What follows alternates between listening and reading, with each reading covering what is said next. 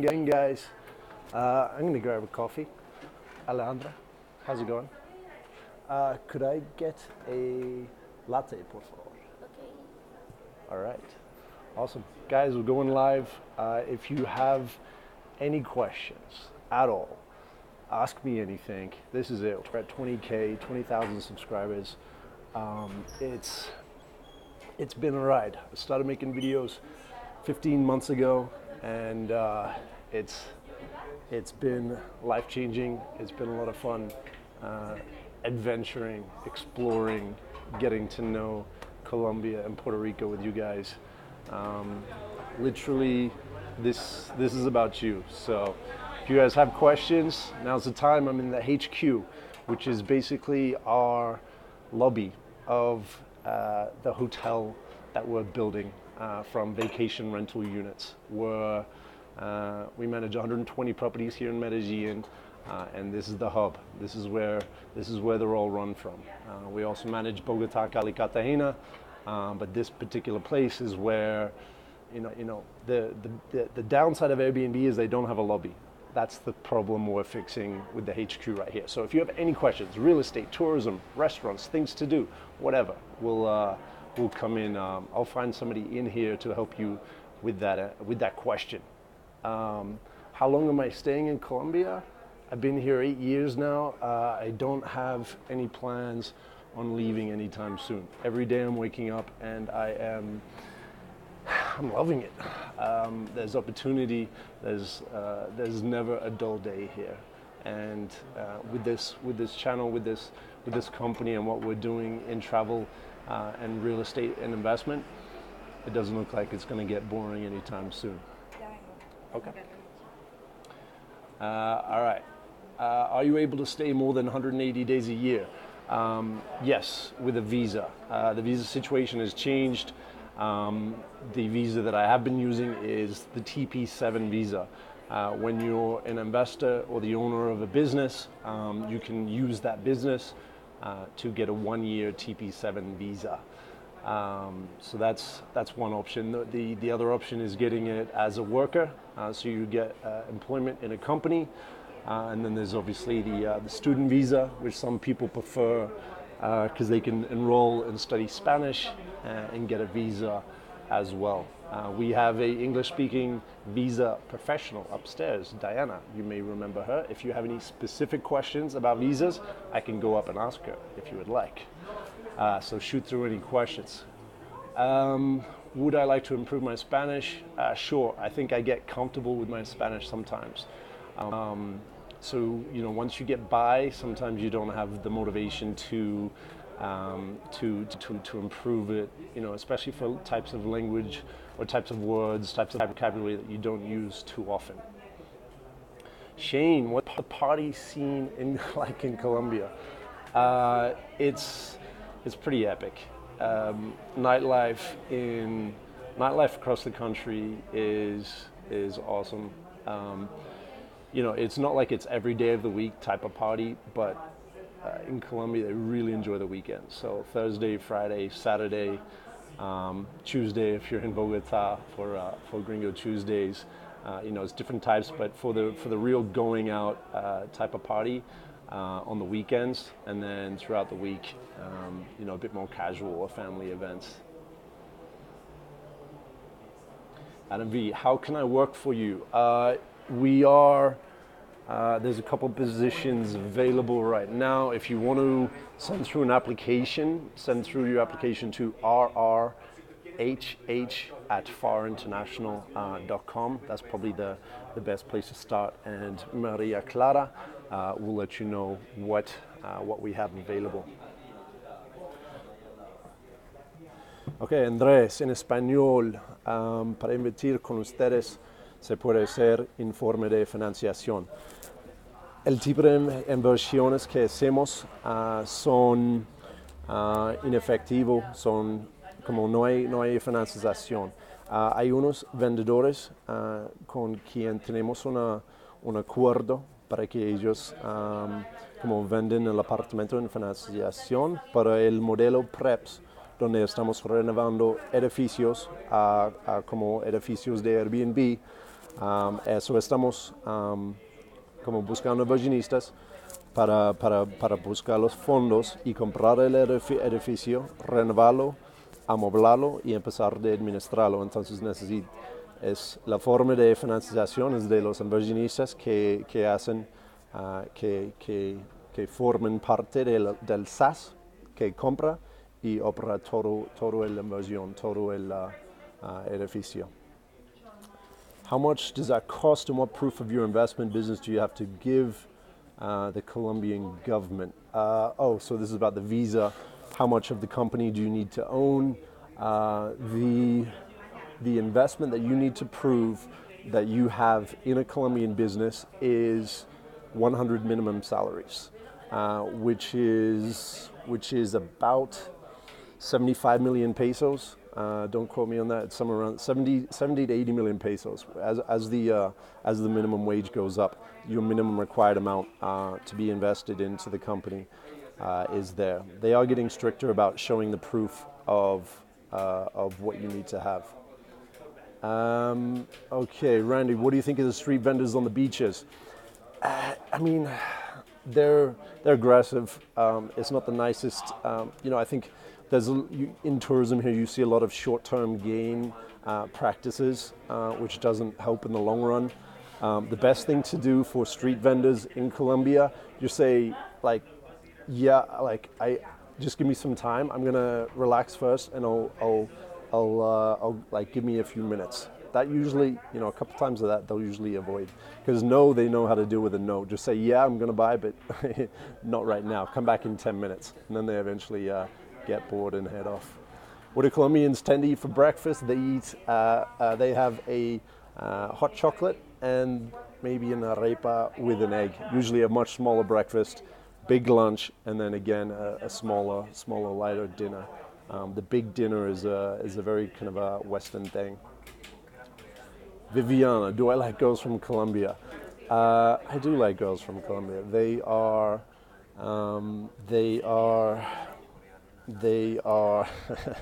they're passionate. They live close. They live close to the richness and beauty of life, and that shines through them. And they acknowledge that. They embrace that, and that's really refreshing to be around girls like that. Any more Halloween type parties coming up? Yeah, I mean, there'll be a Halloween party. That's the one party I do each year just for something to get outside my comfort zone and try something different. Those events are they're very high risk, but they're a lot of fun. I've had, it's going up. Last year we had rain. We had 100 people getting lost who couldn't find the party. They're lessons, it's about going outside and trying something new and dressing up. It's a bit of a funny kind of event I do each year, so it's always fun. What are your thoughts on the living wage? Since now you're a resident capitalist in a country with poor competition on wages. Yeah. So the minimum wage is 700,000. Plus you've got a couple transport. You get your health paid. That's rough. Living on that, you have to live in a part of the city which is, it's like most foreigners and most travelers visiting Bogota, for example, you're in Chapinero, Centro Internacional, all these nicer parts. So you don't that way of living is outside your scope. You're outside your reality. Even living in Bogota, it's outside of my scope of reality. Living in that kind of, living on that wage in those areas that you would need to live to survive on that kind of wage. Whether I'm there or not, it's happening. Whether you're there or not, it's happening. What can you do on a personal level? What are we doing on a personal level? We make sure that everyone who works with us has a good life. We make sure in Bogota we have fruit and vegetable stands. Here we have a lot of social events. So we encourage education. We want people to realize that, at the end of the day, it's how much value you're bringing to the world, and we lead by example on that one. Would you like would you like for Colombia to set up an Act 20, Act 22 like in Puerto Rico? So Act 20, Act 22 are business incentives to get people coming to Puerto Rico. Tourism. They've just hired a new marketing manager. His strategy is going to be to show how tourism and travel can be a catapult for the transformation of the island. Puerto Rico was a really interesting kind of new. I'm going to move from here. It's a bit noisy down here. We got a lot of things going on. We got Brian, our concierge here. We got our property management team here. So you can rent an apartment. I'm going to head up here into the co-working. Hey. All right. So this is the co-working. This is where we can talk, and it's obviously a lot more quiet. So I'm going to come in here. How's it going? All right, we've got some bean bags here. All right, so yeah, Puerto Rico was interesting. It was such a rough time for the island, and now there's incentives to bring business to the island, and there are locals there who have been, who have had their homes battered down. They still pay the taxes. The incentives are for new people coming to the island. So, for me to go in and promote these incentives, there was obviously like, okay, it's a white guy coming in talking real estate. He must be one of the vultures. So there was a bit of a tension with that. But I think, my job is to show what we're doing and how what we do benefits by coming in and renovating properties that are neglected, by increasing tourism to the island. I do believe that is bringing good things to the island, and that's the same tactic that the new marketing manager for the Puerto Rican campaign, he's going to be focusing on that as well. At the end of the day, more tourism does help. In Colombia, it's difficult to do business. It ranks well on doing business on those indexes. Thank you very much. All right, the latte from the coffee shop downstairs. It is difficult. Business taxes are high, so I would think Colombia would be it would be a very good idea for Colombia to implement similar incentives. From what I'm hearing amongst entrepreneurs, amongst crypto community, there's a lot of interest and businesses moving to Puerto Rico right now. It's open for business, so it would be a good idea. Love, do you know the price of a home I would have to buy for the 5-year residency? Yeah, it's about $200,000, and you will get the 5-year residency visa, which turns into the resident visa, into permanent residency. Okay, la compañía tiene planes de hacer presencia en otras ciudades de Colombia. Tal vez. Es que ya somos 100 personas aquí, somos creciendo, vemos los preps, lo que son los edificios, no los tips, que son los apartamentos individuales. Entonces, para considerar otros mercados en Colombia, tendría que ser un mercado bastante grande. Ya estamos enfocados en proyectos grandes. Por el momento vamos a ejecutar y como hacer la conferencia en Puerto Rico el próximo mes. Vamos a iniciar el fondo donde vamos a invertir en 2 o 3 edificios en Puerto Rico. Después de eso vamos a considerar otros mercados, pero por ahora somos muy enfocados en eso. Define Colombia in 3 words. See, not many people have asked me that. I ask that to everyone, but not many have asked me. Define Colombia in 3 words. Let's do it. Let's go.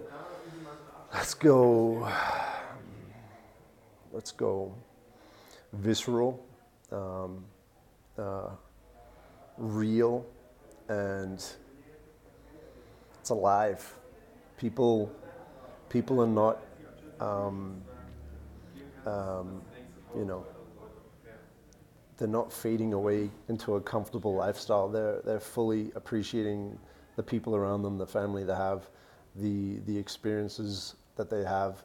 Um, there's a large amount of pessimism of the government, of the officials that you know, aren't sharing the wealth as they should. Um, so there's a lot of tension about that, but at the end of the day, everyone appreciates what they do have. It takes about, how long did it take to learn Spanish fluently? It took me about, I'd say like 6 months to a year of living here, where I was like starting to have an actual conversation. Before that, it was just kind of a few questions. Okay, I'm just gonna go up in case I skipped any questions here. Do you expect changes with the coming elections? Economically, I don't think it's going to be as drastic as people are saying. If Petro, the socialist, were to win, he's going a bit centrist. I'm trying to avoid having opinions on that because, I'll focus on good, positive things and messages that I want to spread. But saying which candidate, I don't want to put my opinion out there because I don't think too many good things will come from that. What did I think about Colombia before coming here? Well, I was riding a motorbike from Canada to Argentina. When I was coming through Central America, I was meeting travelers who were traveling north, and they would describe Colombia. And even then, they weren't able to communicate what was so great about it, but they would say it was their absolute favorite country to visit. So it was a bit, I didn't know anything. I just heard. I just knew it was another country, and yeah, sure, there was a bit of that pop culture associations with the Escobar thing, but traveling that way, you really learn not to take too many people's word for it, especially the neighbors of country. The neighboring countries were always warning me about the next country I was going to. Oh, I was in the U.S. and they said, be careful in Mexico. Mexico, it was fine. And I met people who say, oh, be careful in Guatemala. And then and then in Guatemala I met some really nice people and they're like, hey, be careful in Honduras. So everyone's slightly pessimistic about their neighbors. Is teaching English hard in Colombia and is the wage bad? I'd say it's not that hard of a job, relatively. Is the wage bad? It's good for Colombian standards. If by Western standards, it might be a little tough for some people. It'd be very easy to have no qualifications, no experience, get a job teaching English for about 1,500,000 pesos, which is about $500. Once you do that, 1,500,000, you're renting a room. You can have a bit of fun. I mean, I lived on Colombia. I lived on less than $400 a month for 5 or 6 years in Colombia when I was starting a real estate business, getting by. I think that's going to be a future video showing that you can live cheaply and have a fulfilling life here. Like I was living on next to nothing, but having an incredible time. Really, really good time. Love when I'm a real estate investor in the U.S. Plans to move my family to Medellin in the summer for 6 months, if allowed. Yeah, you're allowed. You can just get a stamp in your passport for 180 days, and then before that runs out, you need to go to the to Migración and get another 180-day stamp. And yeah, you were here for a month last year. It's okay because it's a new year, so the calendar is reset. Any changes from the visit from President Trump? I don't know. We'll see. I mean, there's a lot of generalizing that in general Colombians don't like Trump. I actually don't. I think with some of the things that they're seeing, I don't think it's as negative as people say. So I think it's going to be interesting to see who's going to start protesting that and who's going to come out and who's not. So that's going to be it's going to be interesting. I'm definitely going to try to get Trump on a thumbnail because there's no better clickbait in 2018 than Trump's face and name. So attention, right? He's dominating the attention, and that's how it is. Andres, let me know your question if I missed it. Laura, I'm from Australia. My mom is American, my dad is Canadian. I grew up outside of, inside and outside at the same time of those cultures, going back and forth. That's why my accent is a little bit weird. You know, it from a very early age, it made me question nationalism. Like, what makes me Australia? What makes me US? You know, I'd get to the Olympics and it's like, who are you going to support? Like Australia, US. I'm like, what benefit do I have by associating myself to each of those things? You know, it made me ask those kind of questions. And yeah, I get it. I mean, you know, I identify myself more as an Australian than an American or Canadian. But I don't know. Everywhere I've been, I've collected parts of those cultures to make part of who I am. So, is anyone else having coffee? I hope we're enjoying a beverage here. Here's a collective toast to everyone. 20,000. Thank you guys. It's been a ride.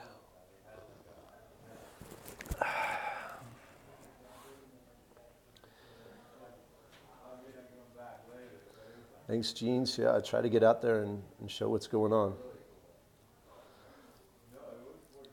Okay. Love, when you were there, you rented a moto. How can you buy one or do a long-term rental? Yeah, the motorbike rentals can be a bit expensive. So depends what kind of bike you're going for. If you're going for like a 150 or a 200 cc, I'd probably just buy it. You know, 4, 5, 6 million pesos, and then sell it for roughly the same amount. If you're going for the larger one, I mean that's an option as well, but it's a bit more of an investment. You know, 650 with local Colombian plates, you're talking at least 15, 16, 17 million pesos, about $5,000. Honest thoughts on immigration of the Venezuelans that are low skilled into Colombia. Yeah, quite a interesting turn of events there. Colombia has absorbed not only the halved oil price, but now they're also absorbing the side effect of that oil price from Venezuela. Colombia is resilient, and I think the large hundreds of thousands amounts of immigrants from Venezuela are you know, they're working hard. I think some informal workers are seeing new competition. You know, it's a rough one, but I think Colombia's going to get through it. So. I think, you know, Santos acknowledged that it's one of the biggest problems. It could have something to do with a what appears to be a slightly increased crime rate. You know, nothing too drastic, but I'm sure there's some people who are less savory types coming through. Armando, ever think about the restaurant business? Nah, not for me.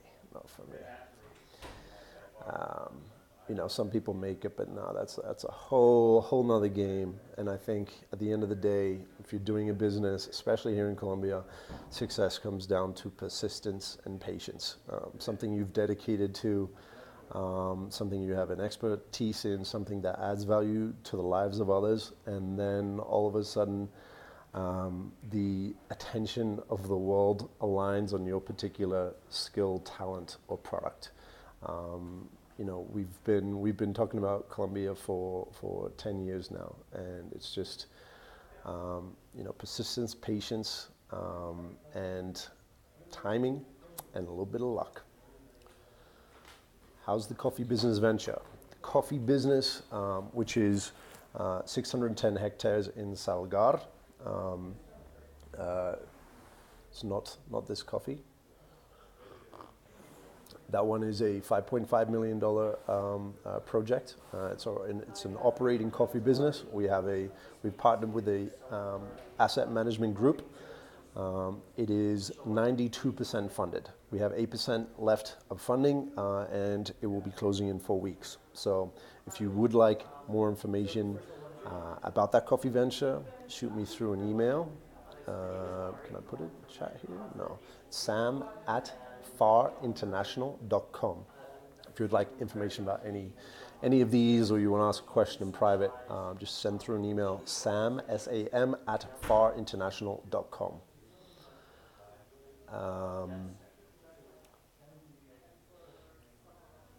Okay. Has the Colombian tax system been a problem to invest in the market? Not a problem, just another obstacle, another obstacle in the way. That's why we have a team of people kind of helping out and helping us get stuff done. Everyone's hey, come on. Everyone's on lunch right now. It's 12 o'clock, but this is part of the accounting team that's helping out and getting shit done. Any questions about real estate? We got a concierge downstairs. You guys want to know what the latest restaurant is in Medellin? I mean, whatever you guys want to know, we'll figure it out.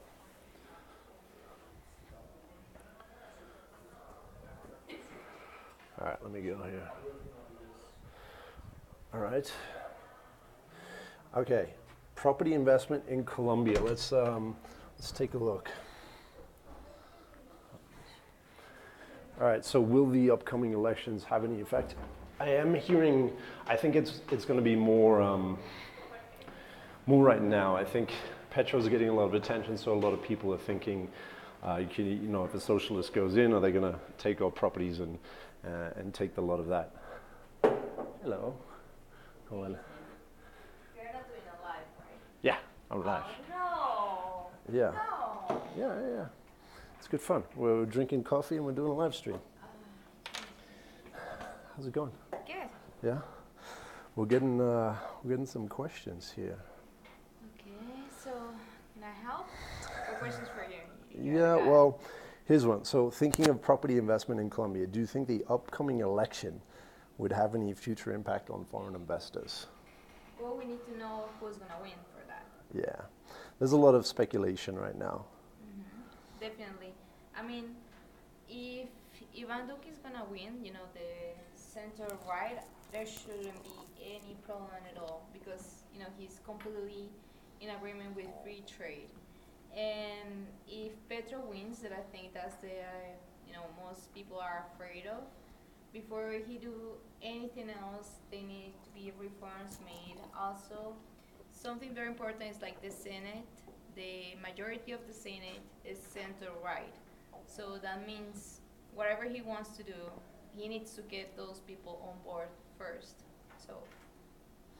Okay, good one. I would love to know your opinion on Manrique near Prado. Manrique, the neighborhood. Mm-hmm. Well, I've never been there, so. Me neither. It's a lot of places to get to know here.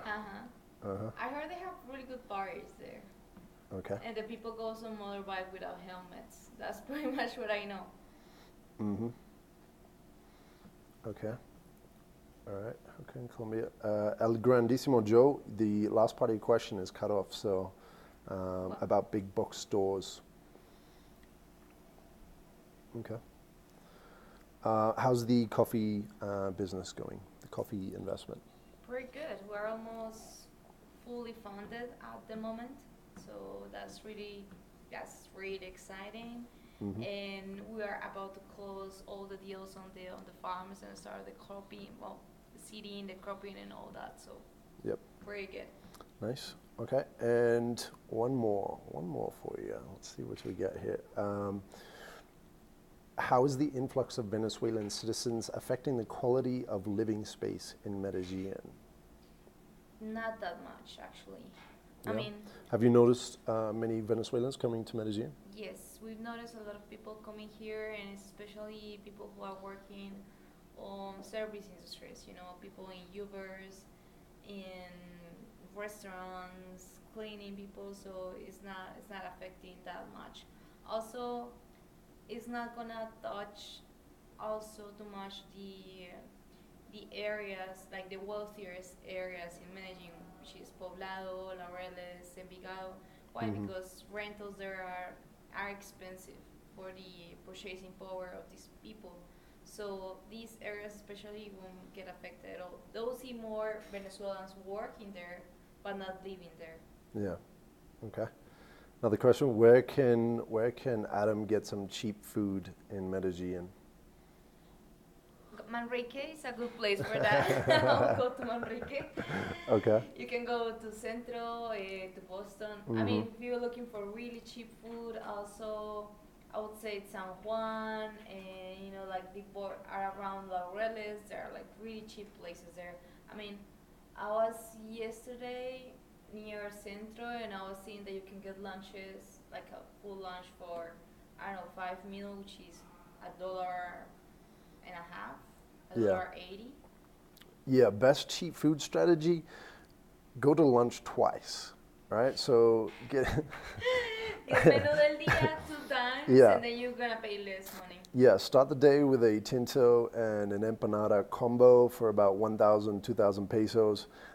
Lunch, find a good lunch place for about 5,000 pesos. Go there at 12 o'clock and then go there right at the end of their session at 4 p.m.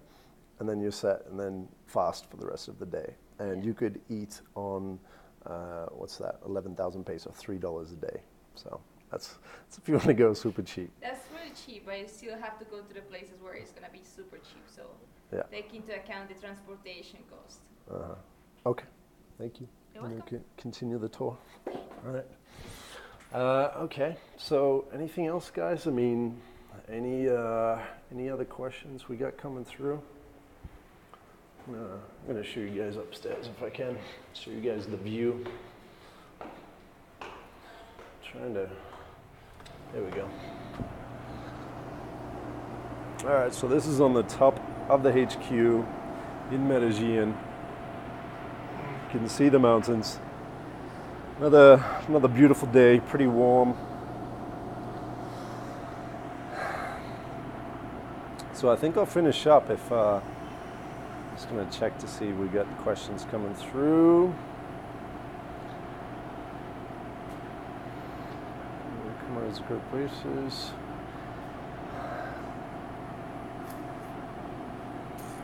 Okay.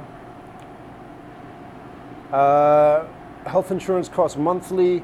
Depends on your plan. What am I doing? I'm doing 150,000. So you can get plans from $40. The higher end ones, $90, $100. But that's if you're working here, that'll also be included. Stamp for 180 days. That's Medellin or Bogota. I'm here in Medellin until Wednesday, and then I'm going to Cali, to Lago Calima, which is a great spot for kite surfing, which I am committed to learning better. I'd say I'm intermediate right now. Cali has one of the lakes which has excellent wind all year round, so I'm going to go there. Parase Gym, very close to selling company and moving to Colombia. Missed on the coffee investment. There you go. Well, yeah, life's a bit more, I don't know, life's real here, right? I think routine doesn't happen here. Even if you do have let's say a regular job, there's too much going on for you to fade away into routine. And I was thinking, when you have a routine, those are the moments of your life that you least remember. You know, if you've done exactly the same thing for the last 5 years, you know, you've driven the same way to work, you've sat at the same desk, you've gone to the same thing. Those are the hours of your life that fade away. That don't seem to stick around in memories in terms of you know, looking back and realizing where you came from and how you ended up where you are. It's those are the moments that I'm believing more and more should be avoided, because if we don't remember them, what's the point of doing them? So we got some Trump supporters. He's doing some interesting things. It's interesting seeing in U.S. politics how the left and the right have completely different narratives of what's happening. The left believes they're continuing to believe that Trump will take them down a very dark path, which is a hard narrative to jump on board with, because what he does for the most part. Well, I mean, he's doing some pretty relevant stuff, but there's a lot of things that he does that doesn't interfere with the quality of your life. It seems to be he is making government smaller, removing regulation, lowering taxes. As an entrepreneur, as someone trying to improve the quality of life in a capitalist economy, there are some good things that he's doing. And also on the right, you've got a lot of people identifying that, acknowledging the increasing economy. So yeah, it's very interesting seeing these two movies on one screen, seeing two different narratives of how one side thinking the world is coming to an end and the other side thinking that he's the greatest president ever. I think it's somewhere in between, but there certainly is. You know, I think it's a good time for entrepreneurs now more than ever. If you want to take control of your own life, if you want to start liberating your own lifestyle, designing a way for you to live, couldn't be a better time to do it. The internet is liberating a lot of people. Working from Medellin, would I run into any issues for income tax in Colombia? If you're a dual citizen, well, if you're here for more than 168 days or half the year, then you're required to file taxes here. The U.S., they like to keep an eye on what you're doing no matter where you are in the world. We do have, let's go see if Vincenzo is in. The onlinetaxman.com. He's actually located in this building right here. If you have any tax questions, you want a tax consultant who can tell you what's going on and what's not going on, what you need to do in the U.S., how to optimize your strategy for the U.S. He's the guy to speak to. He's actually in this office right here, and he's out for lunch. So, all right, that'll have to be a different time. But online taxman, put that into Google. He'll be able to sort you out with anything a bit more specific regarding taxes.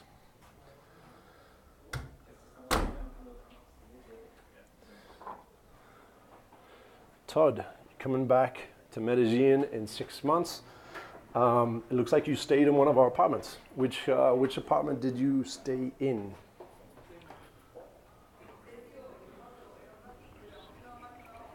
Risky, you're going to leave your job in June and travel South America for 4 months. Probably a good move. Traveling South America, you're gonna see a lot of things. You're gonna expand your perspective of the world, which is important if you're going to operate in the world, right? So, Todd Kuchlo.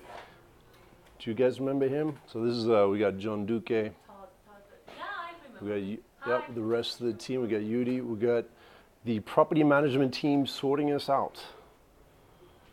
Sorting out an apartment anywhere in Medellin, right? We'll come back anytime again, Todd. He's coming back in 6 months. Great. He wants to say thank you because you guys helped him out for a place to stay. Awesome. Thank you, Todd. All right, what else we got? Any questions for the property management team? I'm managing 120 apartments in El Poblado, Laureles, Sabaneta, Envigado. Anywhere else? Yeah, 120 apartments, like guys. This is like serious. This is serious work here. But that's what it takes to double or triple the amount of net income for an investment property. If you're renting for 1 year unfurnished, an apartment will make on average 3 to 4% net ROI.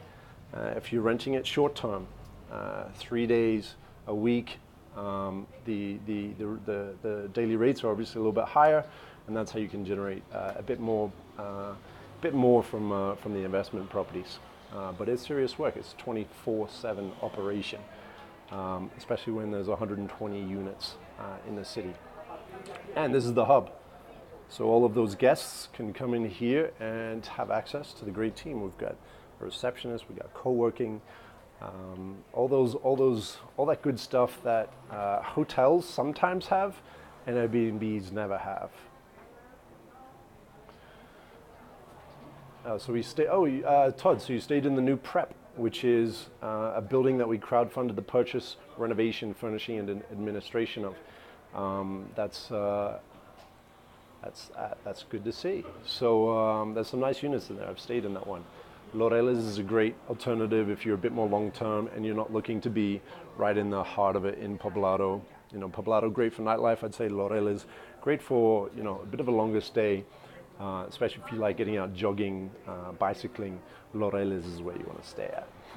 What's my opinion on Cartagena and Bogota? I like to live, to visit.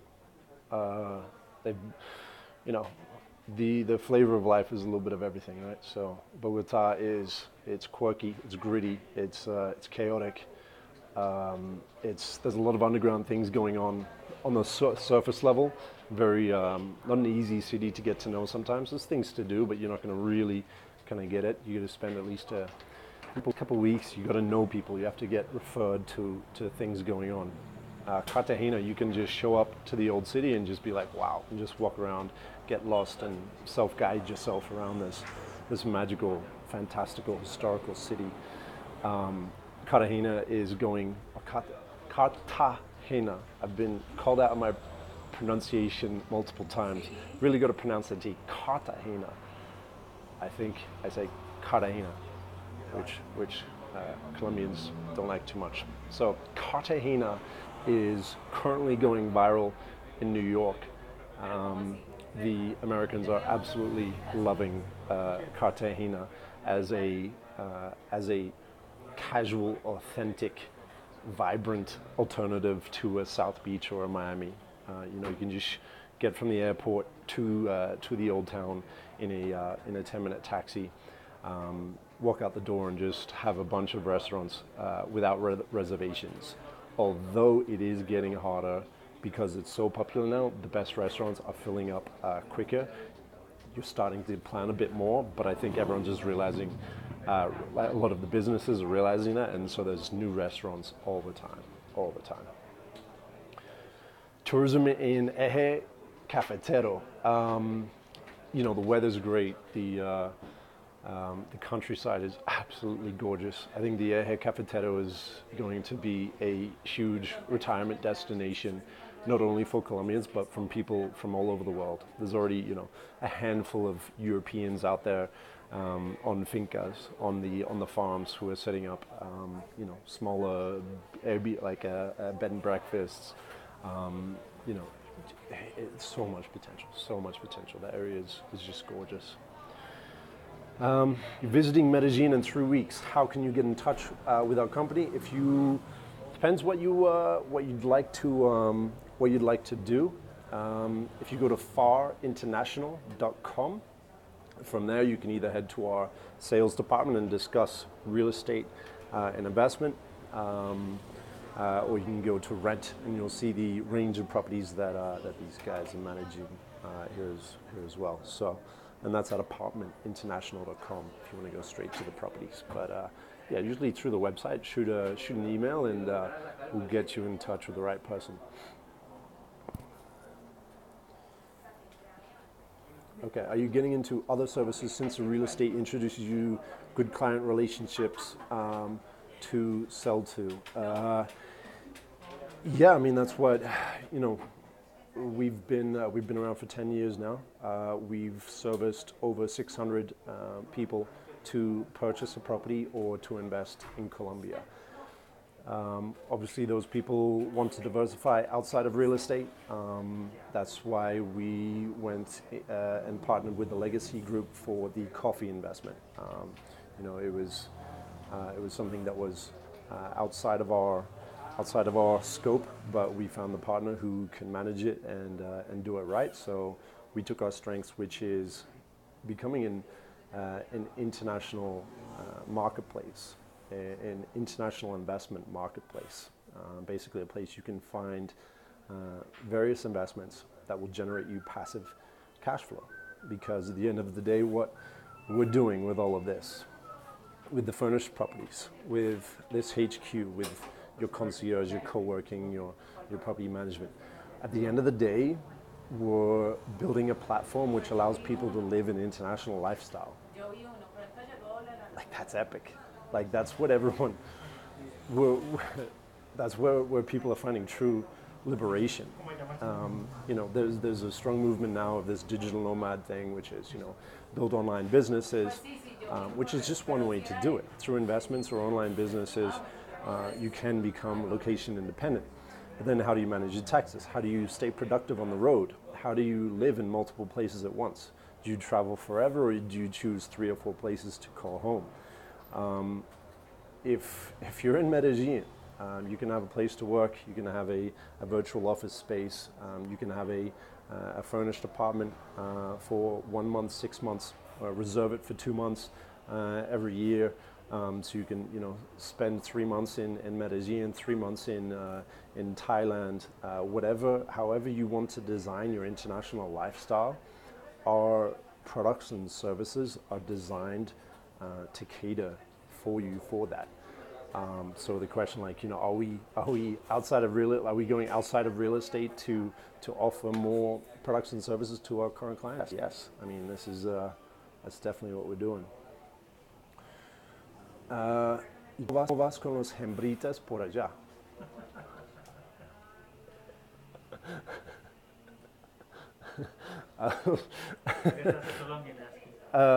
Okay. How am I going with the hembritas por allá? I don't know. I think I'm doing okay.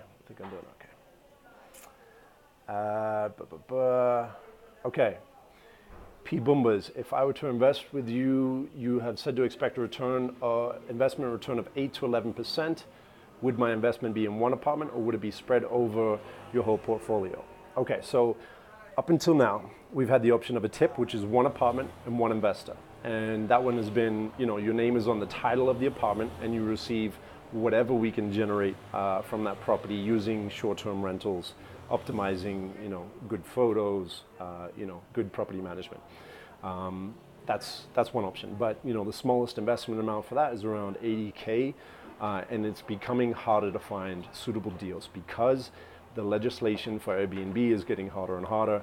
You know, we have, if we're managing one property and there's 20 other apartments in the building, if they're not all on board with a short-term rental model, then they're not going to be, it's harder to rent, and it's riskier as an investment to an extent, because the worst case, you can extend the shortest minimum stay to a month, and you know, which is slightly lower, but still higher than a 1-year unfurnished rental. So is it spread out? So what does that mean? It means we're favoring preps. Moving forward, we're looking more at the preps, which is the entire building, which means that we draft the property administration regulations, which means we can rent it out short term, and there's no risk on that for that thing. Right now, we're looking at a combining preps, because instead of every month or every 2 weeks saying, all right, new prep, new SaaS, new investors, we're looking at grouping a number of preps. At the moment, we're finalizing that. It looks to be between 7 to 11 different preps across Cali, Cartagena, Medellin, and Puerto Rico. Puerto Rico may or may not be in the same. These are things that we're working on at the moment. So for upcoming investments, is your investment on one apartment or spread across? For upcoming investments, most likely it's going to be spread across a portfolio, which is a good diversification play, because with one tip, if you rent it out for 60 to 70%, on average we're doing about 70% per month, which is about 24 days per month. There's still gaps where you can't rent it out just because there's a 2-day gap here, there's a 3-day gap there. A prep essentially diversifies the risk on that and optimizes the occupancy. So when you have 10 units in one building, as an investor, you're receiving the income from those 10 units, which you can cater to more people and have higher occupancies as well. So moving forward, it will be spread across a portfolio, and even better if you can spread it across markets, across cities, because at the end of the day, diversification of where that rental income is coming from, the better. All right, what would be my management fees if I wanted you guys to manage my apartment rental? Depends on the market. And we manage external properties, although only in some of the markets, because sometimes the apartments aren't up to standard. Sometimes in Medellin, we have enough properties on the market to understand what we can generate from a property. In Bogota, in Cartagena, there's some markets where we don't have properties yet. If you have a property in one of those areas, we would love to manage it, optimize the administration of it to see what is the going rate for a property in that area, and therefore analyze whether a prep, whether a building renovation, turning it into an Airbnb rental would be appropriate in that area. So if it's in certain markets, we would accept an external property. Generally, we like to design them ourselves because we have the team to do it right. We know what our guests want. We know the quality that is expected. So in general, we don't prefer to. But if your property is in a market that we'd like to explore, then yes, we would manage it.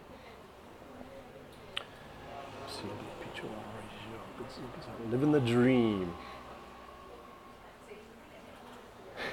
I don't subscribe to the neoliberal BS that seems to be the paradigm of your drive, but I still salute you.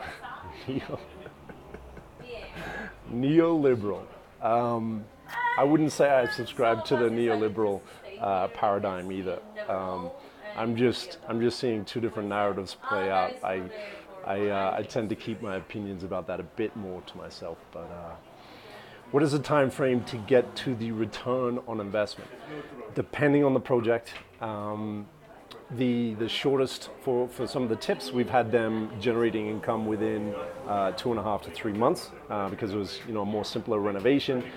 We get the photos going, we've got the furnishing team coming in. It's something we're always trying to optimize. The preps are entire building renovations, so they can take. Our longest one took 18 months because we had a unexpected patrimonial licensing process to go through. The building was not patrimonial, but it was connected to 2 buildings, and therefore inferred a clause where we had to fulfill the patrimonial process. Things like that can come out, but our job is to fix, to make sure it happens and fix those problems as they arise. But on average, a prep, we're talking 9 to 12 months, I'd say, on average for a prep, and that's when the building is up and running. We've got the photos, we've got the good designs, and that's when the guests start coming in. And that's part of what I'm doing on the vlogs, is making sure that people know what's going on in Colombia and know they have a place to stay when they come here. So, Sam, you got any investors from Asia? Not as much. There's definitely some interest from China and Korea you can start seeing they're realizing that okay, there's opportunities to do business in Colombia. So I've seen the number of Asians coming through. What's that? We had a Malaysian At a Malaysian? Yeah, investor or? investor. Yep. Okay. Yep. Yeah, I mean the word's getting out there. Another question from STF Random: are you investing in other countries or only Colombia? We're moving into Puerto Rico, and it's part of. It definitely made me realize that there's a lot of attention in Puerto Rico. A lot of people are paying attention to Puerto Rico, and it made me realize the scope of attention that Colombia has is very limited. Colombia, and we saw this in the German video where I asked the Germans, what's the first thing you think of when you think of Colombia? They don't know much. They have so much things going on. They have hundreds of things going on inside their cell phones. There's 20 other countries that are competing for their attention in Central and South America. To expect them to have a complex understanding of what's happening in Colombia and what makes it a great investment destination and a great place to travel, it's a bit too much to expect that from people who are so far removed from what's happening here.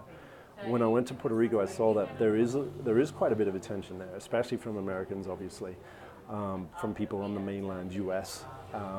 There is quite a lot of people paying attention to what's going on in Puerto Rico.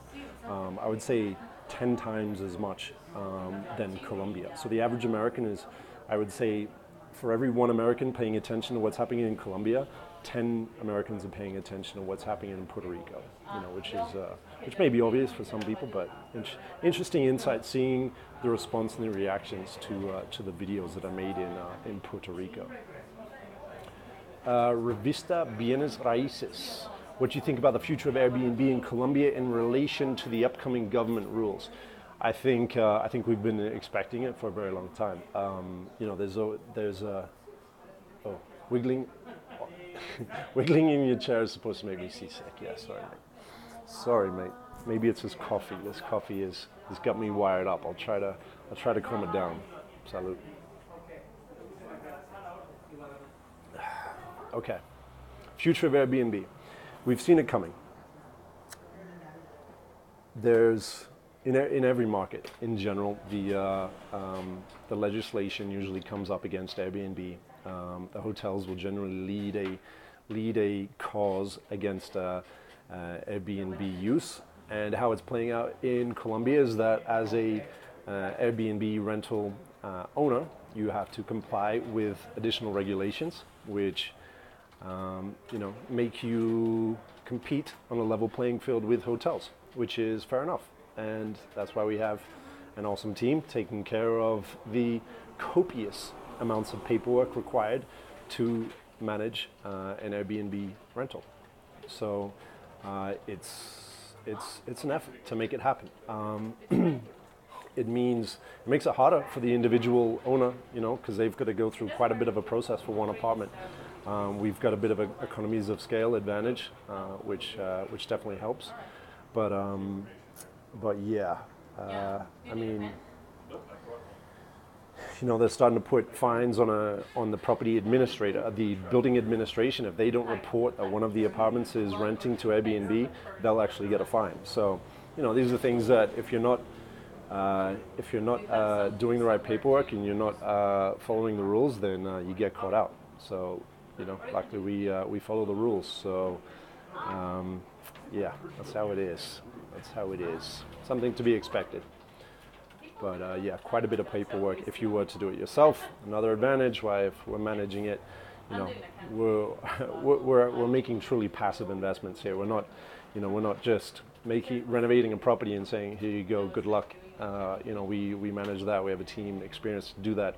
That's the whole value proposition behind what we do. You could easily find a property, find a team, I shouldn't say easily. You can find a property, find a team to renovate, furnish the property, do all the paperwork involved behind that, legally register the property. You could do all of those things yourself. It's nothing It's nothing that you couldn't do with a committed Colombian contact to walk you through the process.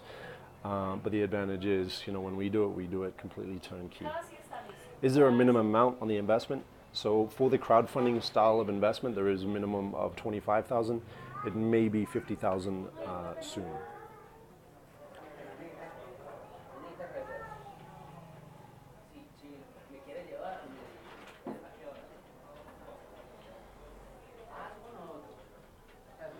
What are your thoughts on living in Boyacá, Villa de Leyva, remotely and having to travel to the U.S. at least twice? I mean, Villa de Leyva, you're 3.5 hours outside of Bogotá. Beautiful environment. I would also check out Barichara. I think I prefer Barichara a little bit over Villa de Leyva. Very similar styles, but it's just a bit more of a livable kind of vibe in Barichara, I think. Saludos a Paris. Okay. I guess Colombia has higher potential for ecotourism than most countries. What kind of campaign would help promote this better? Yeah, ecotourism potential is huge. Bird watching. There's a lot of cool little projects going on. I think what kind of campaign? I think everyone needs to do it. I think it's not just going to be one entity or one person or one influencer. When everyone is out there filming, capturing what's happening, when I started in YouTube, it's increasingly more and more saturated with videos and good content out there. But I've just seen that, there's so much further to go for people to create quality content, written, photo, audio, video. I think if everyone hopes to get the word out, the better. All right, we hit an hour. We hit our 20K. What's next? We'll have to do this. We'll have to do this again soon. I think I got all you guys' questions. If I didn't get any of your questions, head over to Sam or send an email to sam@farinternational.com and I'll answer that. Maybe a monthly thing. Definitely want to connect with you guys more on this because now it's time for the next level. Let's do it. All right. Thanks for tuning in, guys. See you guys in the next video.